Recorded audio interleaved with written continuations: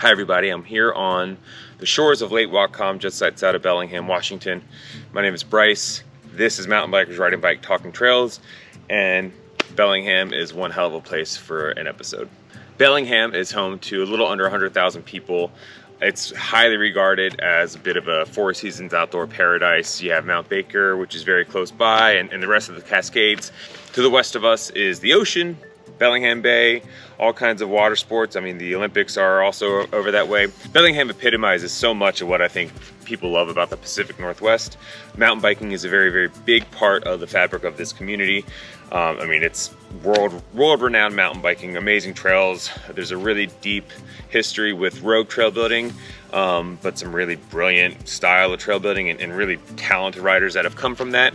But in recent years, Bellingham has really been making a lot of ground and a lot of headway when it comes to legalizing these trails or sort of rerouting or making adjustments to some sort of old classics to fold them into legal trail network status. And today we have the opportunity to connect with a couple of local riders who have been doing a lot of really cool things for this community.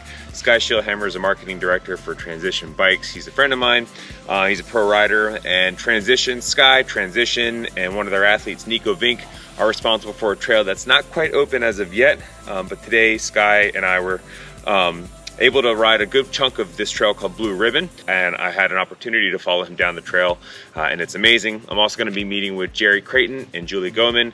Both Julie and Jerry are members of the Whatcom Mountain Bike Coalition. WMBC is responsible for a lot of the trail advocacy and stewardship efforts in the greater Bellingham area, and we're going to be checking out Brown Powell, which is a trail that Jerry and Julie both helped to fold into legalized status here. It's an incredible trail, very, very lengthy descent, super fun, classic Pacific Northwest style of riding.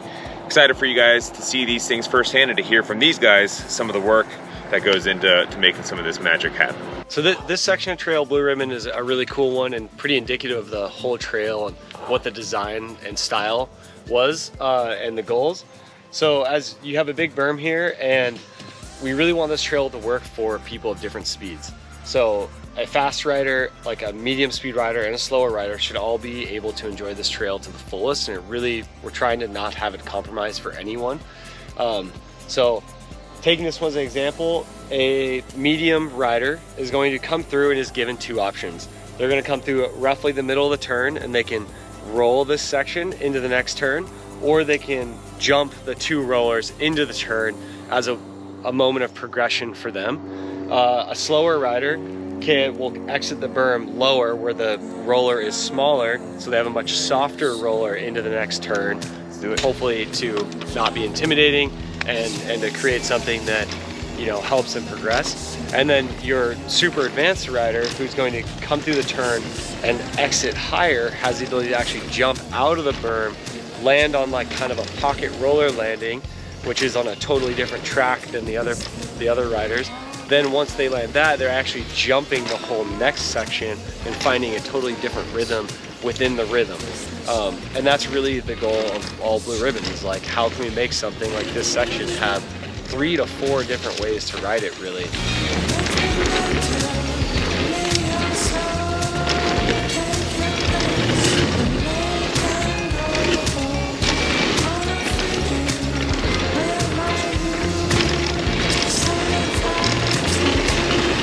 And that builds progression to the trail, that keeps the trail fun for endless laps.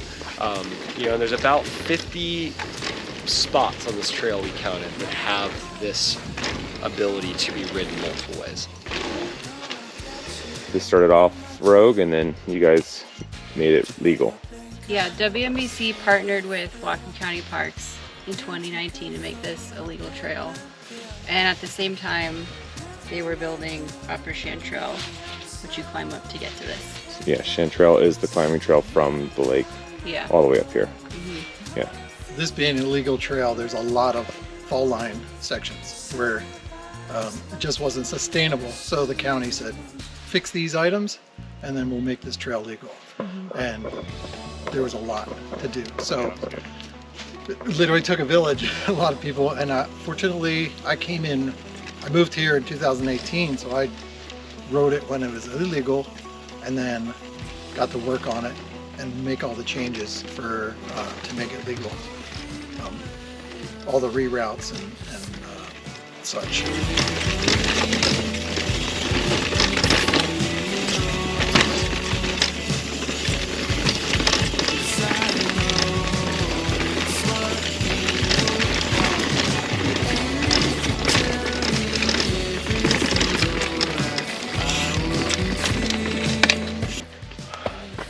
So this corner was, after it was originally built, was a little steep, and I think it was, the apex was right here. Oh yeah.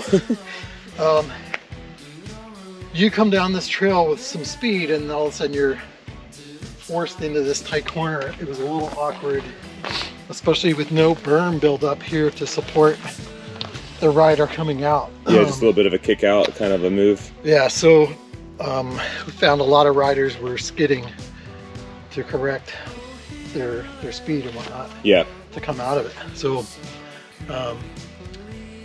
Julie and I devised a plan to just open the corner up past this Douglas fir. And Julie, you're welcome to jump in too. You're doing great, Jerry. So it's eliminated a lot of maintenance for us, really. Yeah, this was a lot of In what way? It was just a rut that we were filling back in like every season. Really? Yeah. So when did you guys do this? How new is this corner? Here. Okay. Yeah. And it's just been a lot less work for you since you've done it? Yeah. Cool.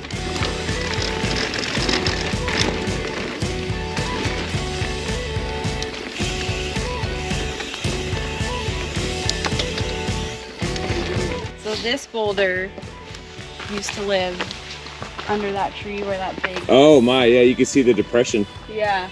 Yeah. And it fell out of the hillside.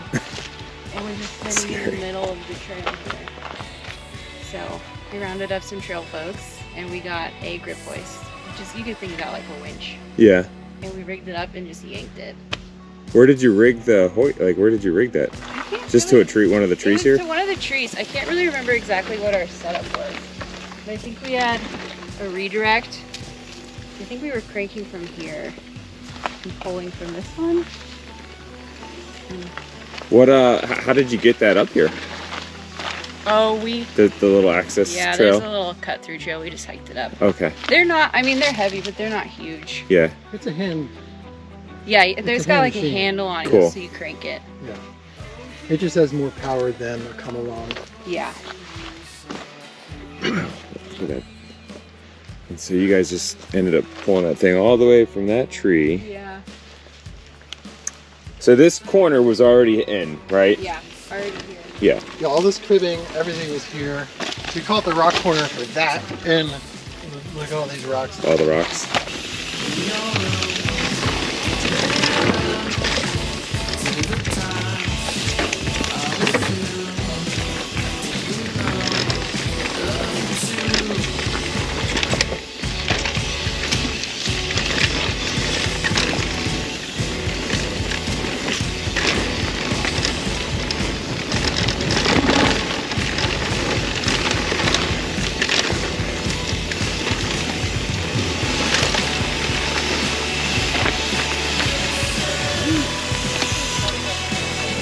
That was lovely. Nice job. That's it.